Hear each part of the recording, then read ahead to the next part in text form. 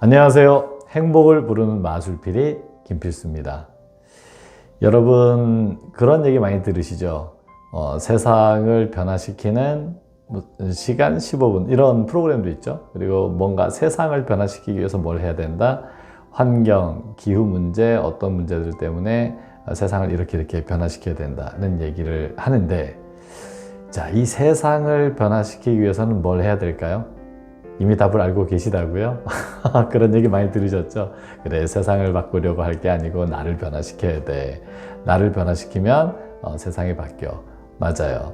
그런데 정말 자기를 변화시킨다는 게 어떤 건지 우리 같이 한번 볼까요? 세상을 변화시키는 사람. 세상을 변화시키려면 먼저 자신을 변화시켜야 한다.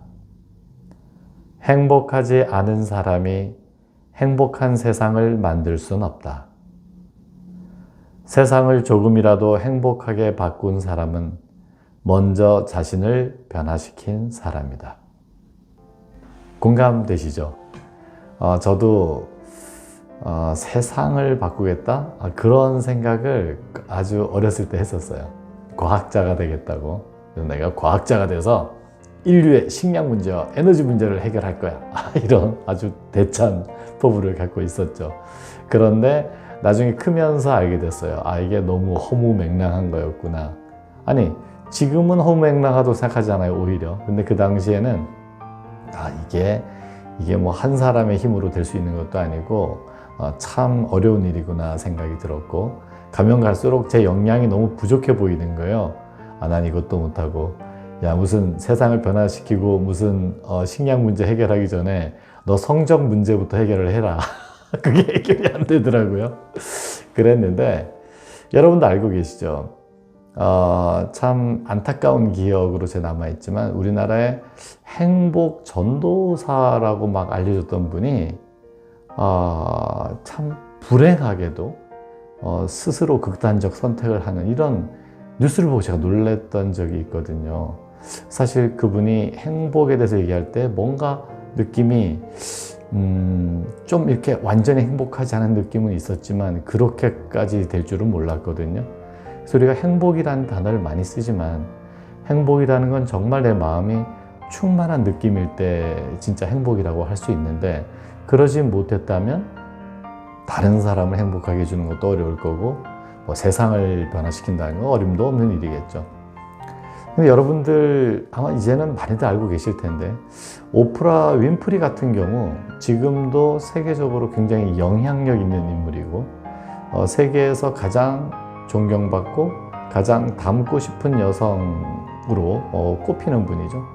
근데 오프라 윈프리가 자기를 변화시켰어요.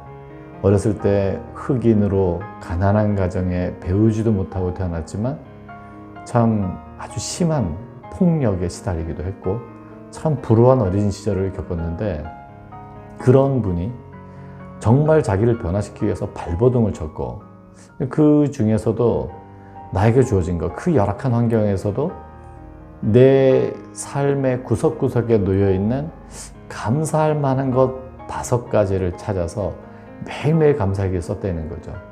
그런, 사실 현실적으로 보면 별로 행복하지 않아요. 그런데 그것을 행복한 느낌으로 변화시키려고 꾸준히 노력을 했고, 그 결과 포브스지가 선정한 세계 500대 부자 안에 들어갔더라고요. 저도 놀랐어요. 와, 이 정도까지 되나?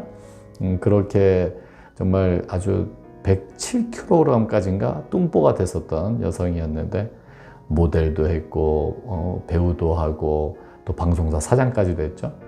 그래서 뭐 눈에 보이는 결과를 생각하기 이전에 그 오프라 윈프리라는 한 사람이 자기의 삶을 통해서 많은 사람들에게 희망을 주고 용기를 주고 어떻게 하면 성공할 수 있는가를 보여줬죠. 그래서 많은 사람들의 생각을 바꿨고, 결과적으로 뭐 하나하나 다 따져서 알 수는 없다고 하더라도 참 세상을 변화시키는 데 큰 역할을 했다고 생각이 듭니다.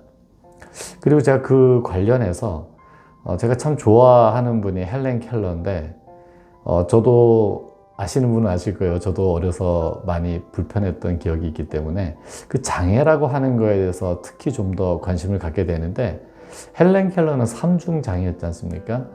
보는 것도 안 되고 듣는 것도 안 되고 말하는 것도 못하는, 참 어떻게 살았을까 너무너무 답답했을 텐데, 그 헬렌 켈러가 했던 말을 보고서 제가 놀랐어요. 뭐라 그랬냐면, 인생은 과감한 모험이거나 아니면 아무것도 아니다. 그러니까 야, 이런 말을 이렇게 자신 있게 할 수 있을까? 인생은 과감한 모험이거나 아니면 아무것도 아니다 라고 했어요. 가만히 생각을 해봤죠. 어떻게 이런 말을 할 수 있었을까? 삼중장애, 아무것도 보이지 않고 들리지도 않고 말도 하지 못하는 답답한 상태에 있는 사람이, 자, 한 걸음을 내디딜 때 어떻죠? 이 한 걸음을 내디딜 때 과연 이 앞에 뭐가 있을지 알 수가 없어요.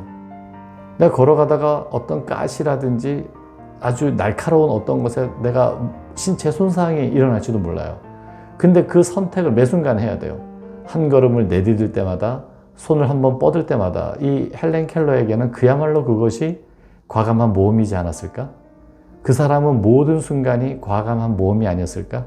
이런 생각을 하고 그 문구를 다시 보니까 그 사람의 전 존재가 담겨있는 아주 큰 선언이라는 느낌이 들었어요. 그렇죠?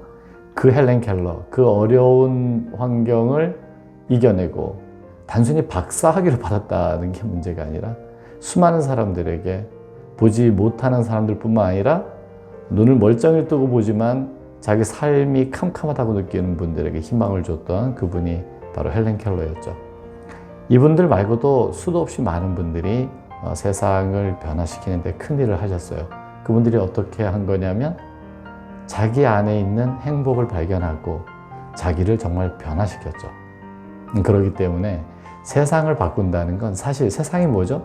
내가 바라보는 것 아닌가요? 내가 보고 느끼고 경험하는 것, 이걸 우리 세상이라고 부르지 않나요? 근데 사랑에 빠져봤다면 알 수 있을 것 같아요. 사랑에 빠져본 분들은 다 알죠. 세상이 갑자기 아름답다는 거. 저도 그 노래 기억나요.